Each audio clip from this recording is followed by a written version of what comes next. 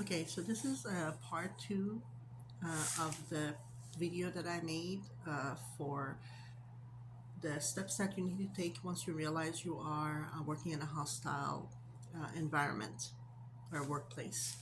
Okay, so we went over the steps of what to do, such as documentation, documenting everything that is happening around you, um, contacting a employment lawyer and speaking with them, especially the ones that are contingency fee lawyers, those kind that don't they only charge when they get a settlement or when you win, so you don't have to pay anything up front. The other thing was making sure you speak with the individual that you're having issues and problems with, and try to professionally, in a very private way, address the situation to see if it can go away. And if not, you can always escalate the matter to their own next higher person, like their boss, and try to ask for a little help that way. And so and and I think I did mention that try your best to not um, go to HR as much as possible, because from what I have learned, I'm sharing some of my own personal experience with you. HR, except for some exceptions, um, exceptional companies that had a very good HR person that was very understanding, HR usually is there to take care and support and help the company and its management, and people in the managers, top managers, and the VP, and not so much the employee.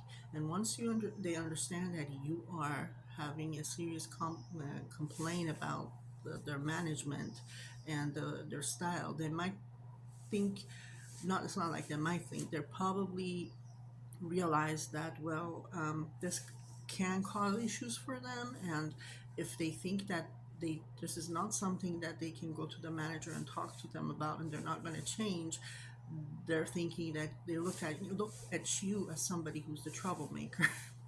Not that you are, but it's just that HR is not necessarily there to support and protect the employees. Just want to let you know so you understand. So try your best to not avoid going to the HR as much as possible.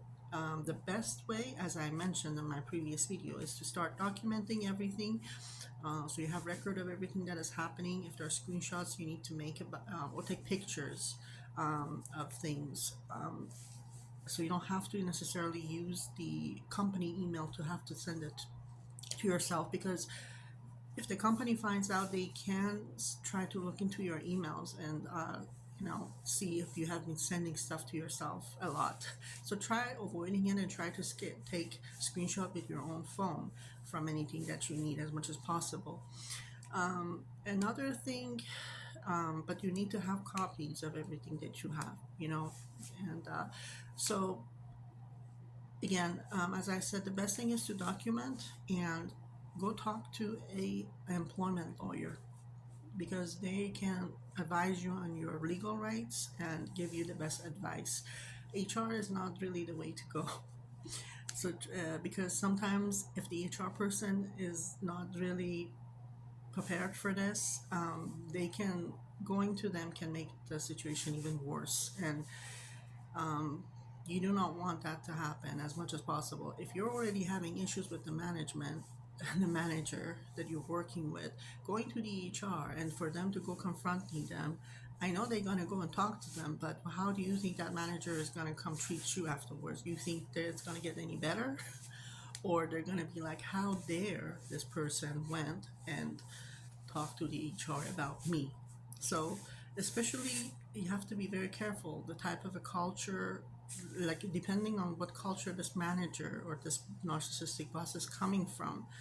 They usually have a lot of egos, and some cultures even take it even more seriously.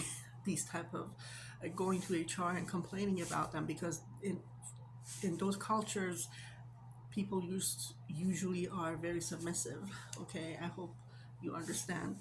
Some of cultures, such as Asian cultures, for example, it's gonna be even more. the consequences might be even more than some Western cultures, for example. It really depends on that manager. So that's just a piece of advice I have for you.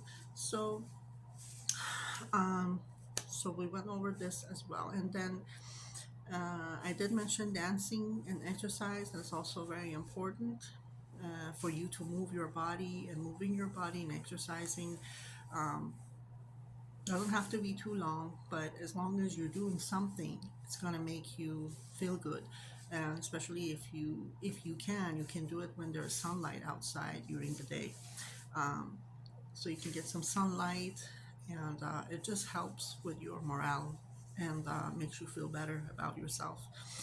So, and so, and then if you, after doing all of these things that I just went over, you know, addressing the situation, talking to the person above, um, if you feel that the situation is not getting any better, as a matter of fact, time is going by, and provided you're doing the best you can at your job, you're staying on top of your assignment, you're doing the best job you can, you're showing up, and you still feel that you're being disrespected and underestimated, or let's say undervalued, and you just feel like no matter what you do, and how much you're trying, really, it just doesn't nothing seems to be changing, and things are just getting might be getting worse, and the treatment is getting even more worse and worse towards you.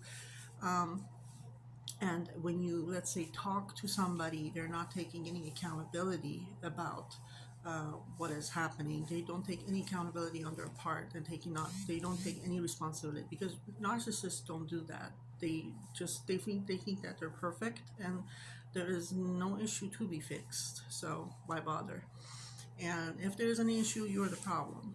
So they will reflect it back at you and project back at you that maybe you're the problem who's even looking at this situation as an issue, because how come nobody else is complaining but it's you. Uh, so that's just something that if you see something like that, it might be the best way, maybe after that, provided you have um, tried the best you can, to resolve the problem. You're not just quitting on just because somebody didn't agree with you.